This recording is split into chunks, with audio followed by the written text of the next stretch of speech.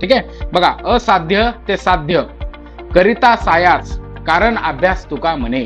म्हणजे काय, संत तुकाराम महाराज म्हणतायत या जगामध्ये असाध्य अशी कुठलीही गोष्ट नाही, सगळ्या गोष्टी साध्य करू शकता येतात, पण करिता सायास म्हणजे काय, तुम्हाला प्रचंड मेहनत त्यासाठी घ्यावी लागेल, प्रचंड ध्यास त्यासाठी करावा लागेल. आणि पुढे काय म्हणले, कारण अभ्यास. मग हे जर करायचं असेल, कारण अभ्यासाचा अर्थ काय होतो, जास्तीत जास्त तुम्हाला सराव त्या ठिकाणी त्या गोष्टीचा करायचा आहे, तेव्हाच ती गोष्ट त्या ठिकाणी असाध्य होणारी गोष्ट असणारी गोष्ट तुम्हाला त्या ठिकाणी सार आहे, असं कोण म्हणतंय, संत तुकाराम महाराज म्हणताय.